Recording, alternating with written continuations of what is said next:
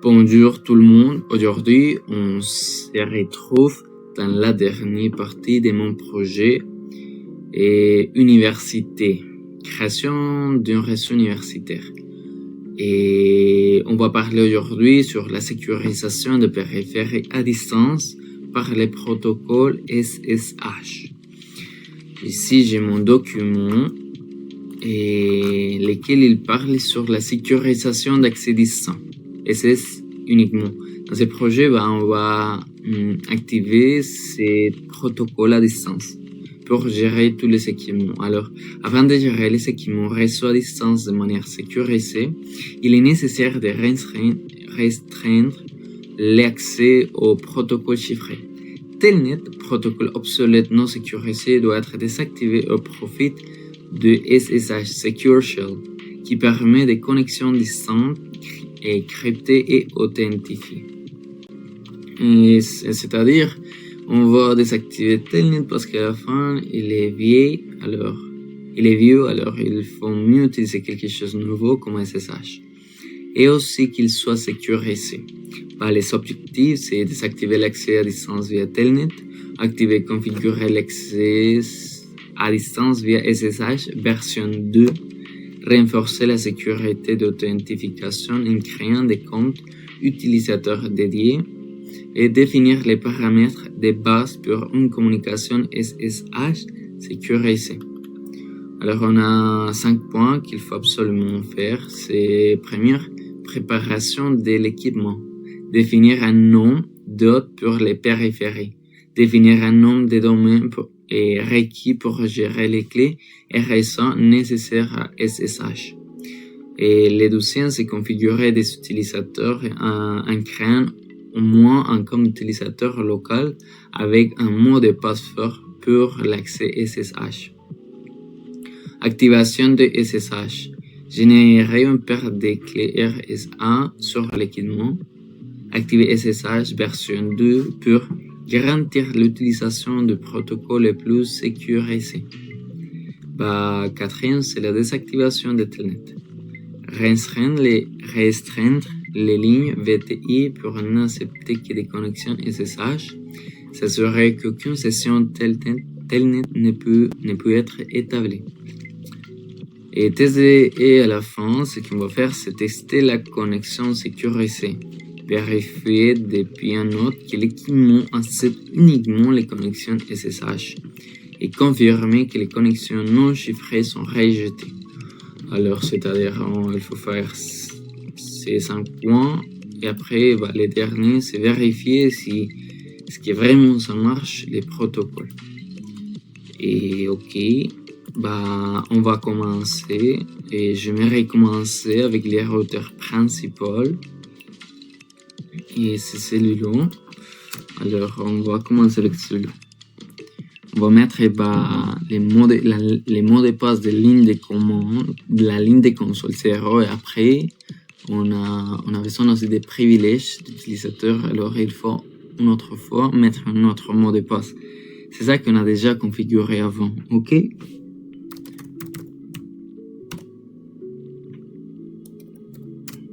Ok, parfait, on est déjà dedans. On va passer aux privilèges.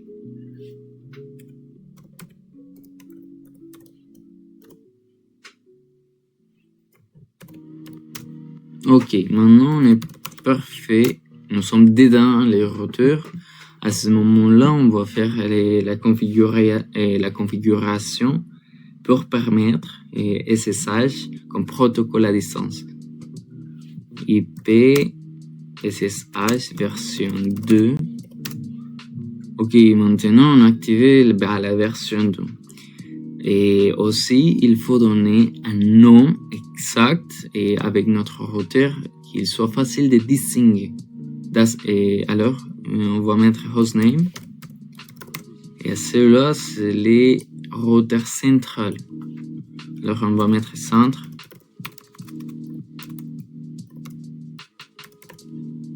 Router. Comme ça. Comme ça, elle est déjà configuré comme central router. Après ça, il faut lui donner un IP domain name IP domain name, et on va donner un domaine et king.com.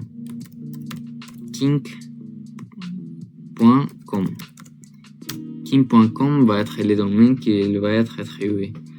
Et on va aussi créer un compte utilisateur et celui qui le va se loguer au moment de la connexion à distance. Username, on va dire c'est moi.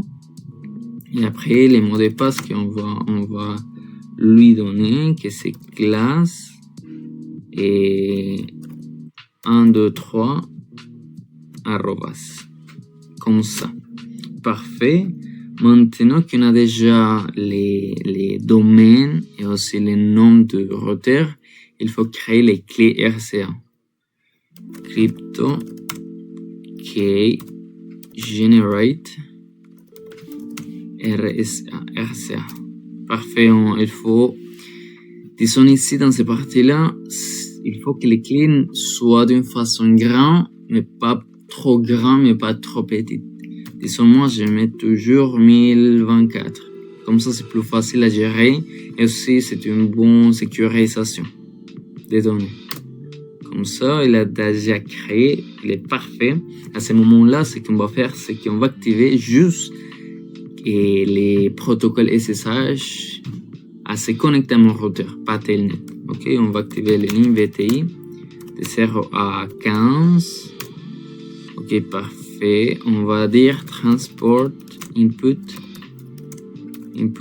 SSH. Et à ce moment-là, on a dit, on va utiliser juste SSH, pas Telnet.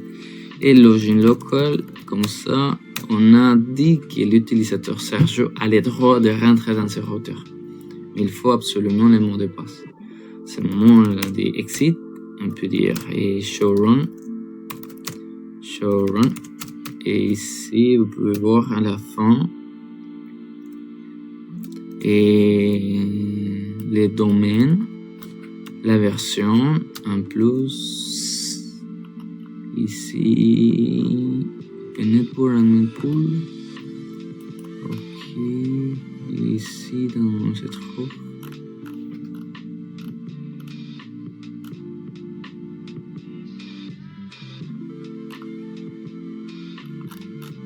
ok, je le vois pas.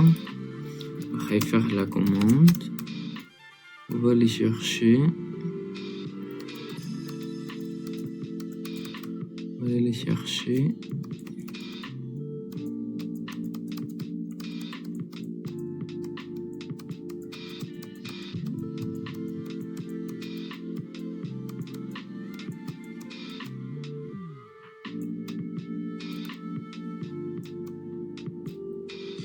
Ici, on trouve les routages, les bonheurs.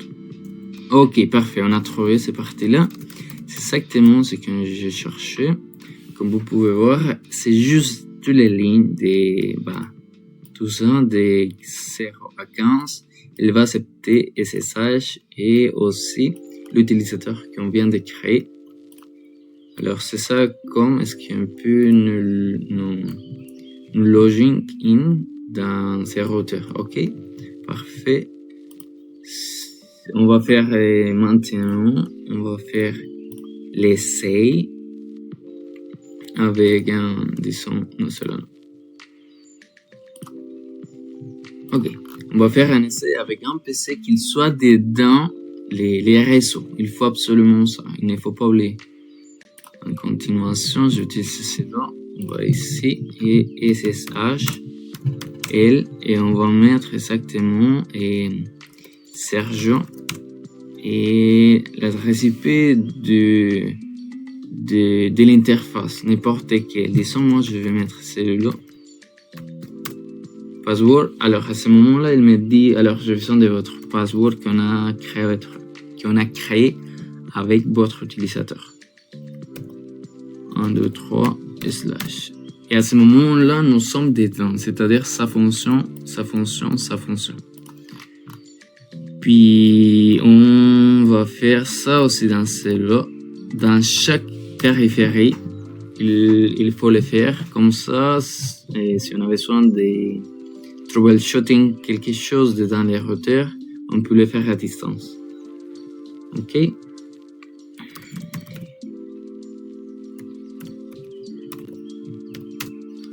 Oh là là, bon.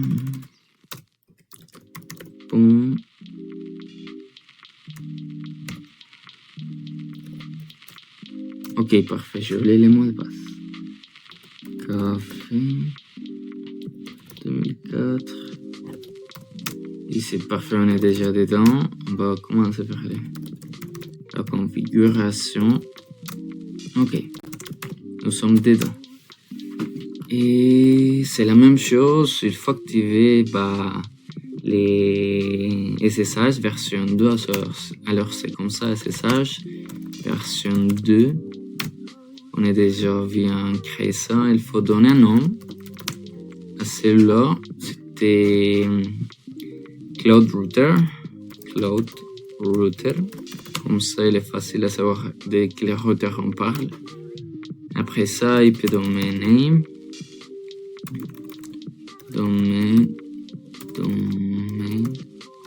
name, c'est king.com. Et accepter direct. Et on va créer un utilisateur username Sergio et secret et classe 1, 2, 3 arrobas. Parfait, on a déjà créé. On va maintenant faire les mots de passe. Non, on a fait les mots de passe. Les key RSA. Crypto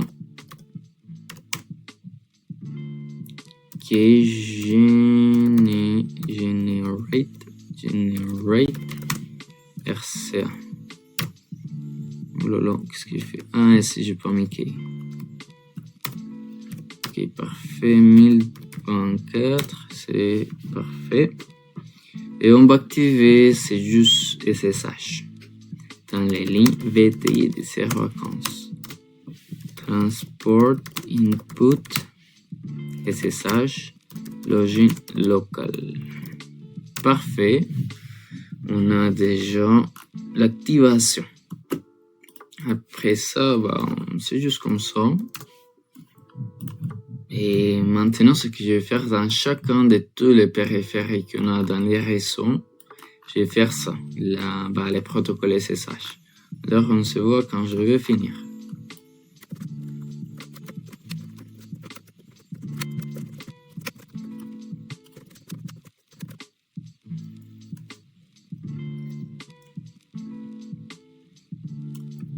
Ok, dans ce cas, je vois pas la version 2 sur les switches, ça va fonctionner. En tout cas, on va utiliser quand même SSH. Puis on va commencer la même chose, hostname, on va dire les noms, comme la même chose. On ne va pas changer, c'est juste cette partie-là que c'est la version 2 de SSH.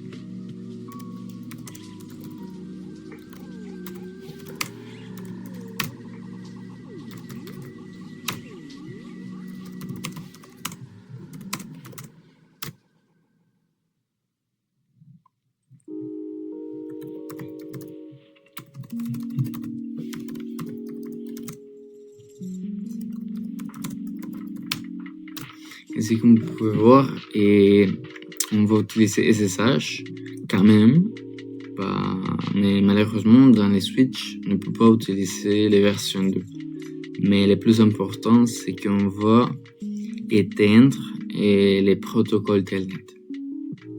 Et après ça, on va finir avec l'origine locale. C'est ça qu'on va configurer un switch. C'est facilement, c'est pas compliqué. Si on va faire la même chose, c'est classe, enable, Cisco, config terminal.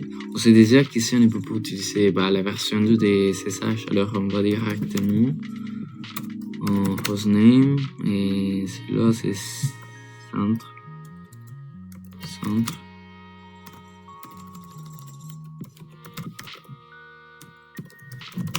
Ok, comme ça, centre et switch Azure 3.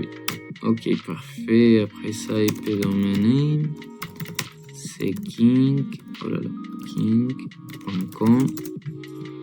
et IP domain name, ok, username, Sergio, secret et classe, 2, 3 et arrobas et CryptoKey, generate, RCA.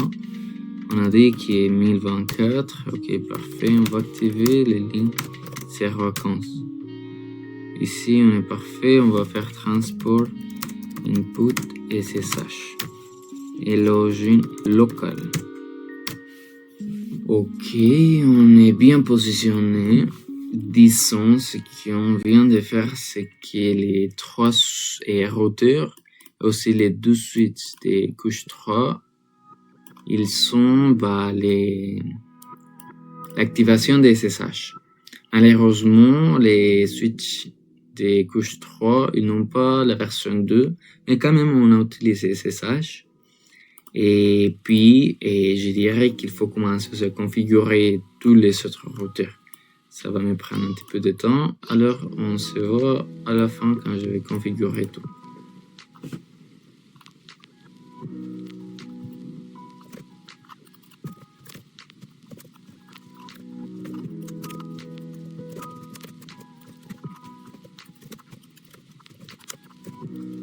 .255.3.2 255.255.0 IP default gateway c'est 192.68.3.1.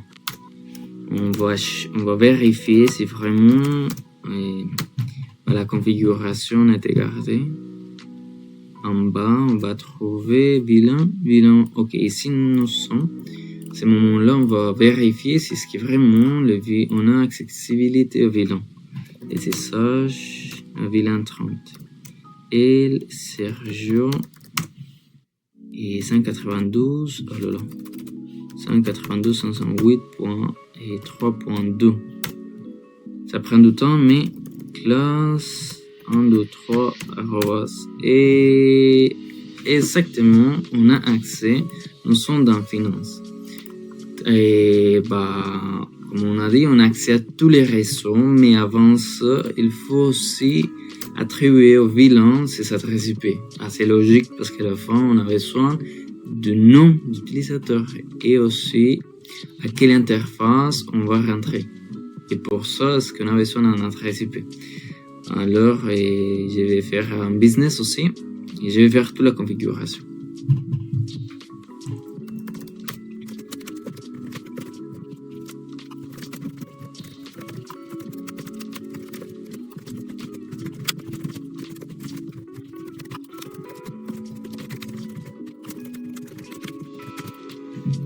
Bon, on a fini toute la configuration du protocole SSH dans chaque département.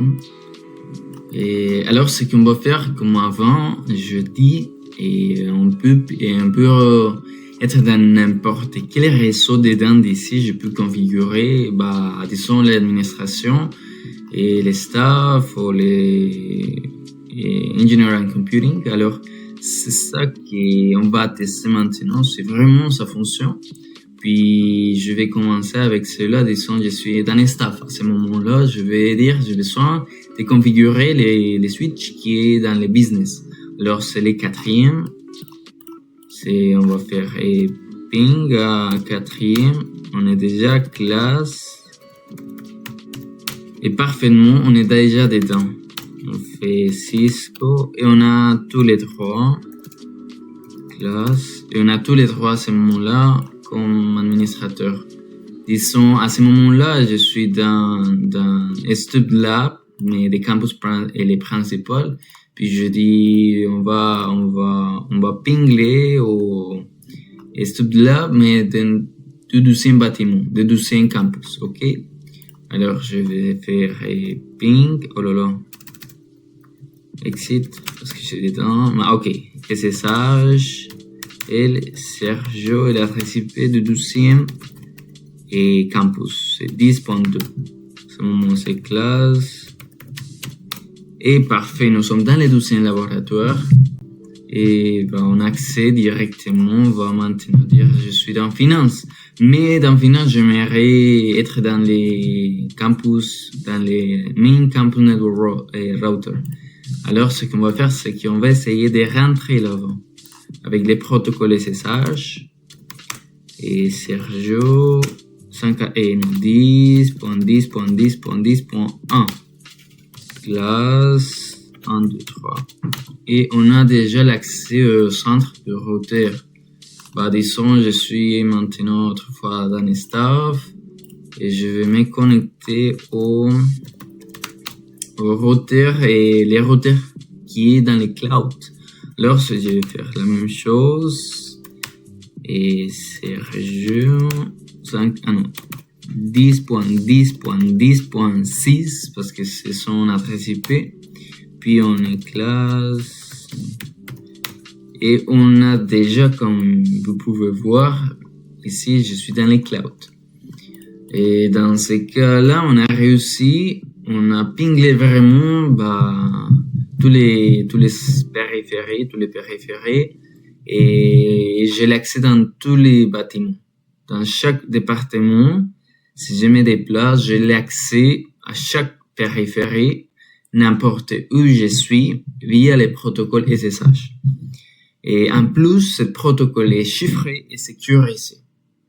Et c'est mon projet de l'université Network Project University. Alors, j'espère que vous avez bien aimé mon projet. Et ici, c'est la fin de mon projet. Merci beaucoup.